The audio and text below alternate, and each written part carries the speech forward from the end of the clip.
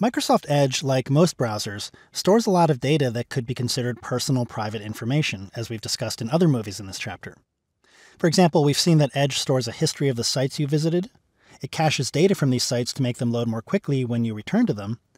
The websites themselves store cookies in Edge, and Edge also contains any passwords that you may have stored. So in this movie, we'll take a look at how you can wipe any or all of this data and how you can set up Edge to limit what data it stores. First, let's open up the hub. And under the History tab, we can see a list of all the sites we've been visiting in Edge, and they're listed chronologically with the most recently visited sites at the top. Now, for whatever reason, there may be times when you want to remove certain sites from this list. Now, the History panel is here to make it easy for you to return to the sites you visited, which can really come in handy for times when you remember reading a piece of information somewhere, but don't remember what site you were on. You can come over to your History panel, scan through it, and find the site you need. Just click the page title, and you'll immediately go to that page. But again, there may be times when you want to remove certain pages from the History panel.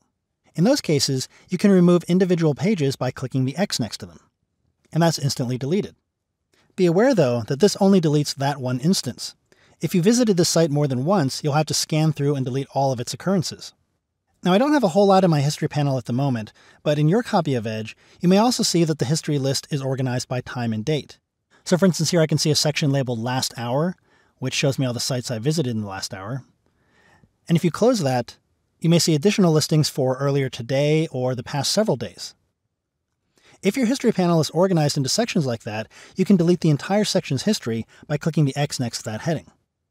Now, there's also the Clear History option up here, which if clicked will delete everything from this list, erasing your entire history. So if you want to make sure absolutely all the pages you visited are not listed here, you can choose this option. But this is just the history. Let's see what other info we can manage. I'm going to go back into Settings, and here we'll find the Clear Browsing Data area, and I'll click Choose What to Clear. And here we have a list of quite a few things that Edge keeps track of, and you can just check the items you want to clear. So in addition to your browsing history, you can clear cookies and cache data, you can clear Edge's memory of tabs you've recently closed, your download history, your passwords, and so on. You can come in here at any time, check any of these items, and then click the Clear button to remove them. Just make sure you uncheck anything you don't want to clear. For example, if I didn't want to clear my passwords, I would uncheck that and all these other items here.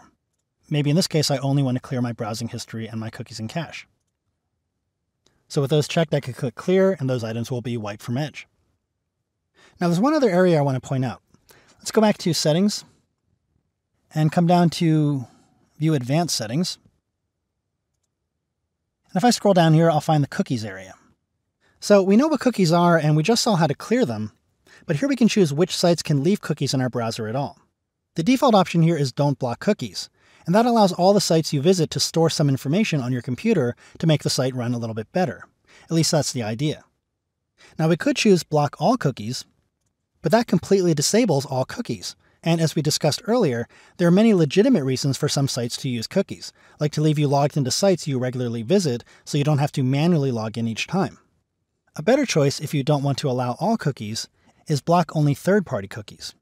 Third-party cookies are cookies set by a website other than the one you're currently on. For example, I might be reading a news website, but they might have an ad for a hotel chain that leaves cookies in Edge so they can track what other sites I visit that they advertise on. By blocking third-party cookies, I still allow cookies from the news site, but not from their advertisers. So I suggest keeping this option selected. If a site you're visiting is behaving strangely, or more commonly these days, you may even see a message pop up telling you that you have to enable third-party cookies to properly use the site, you can come back here into Edge Settings and allow all cookies again. Okay, so that's a quick look at how to clear and manage the data stored in Edge.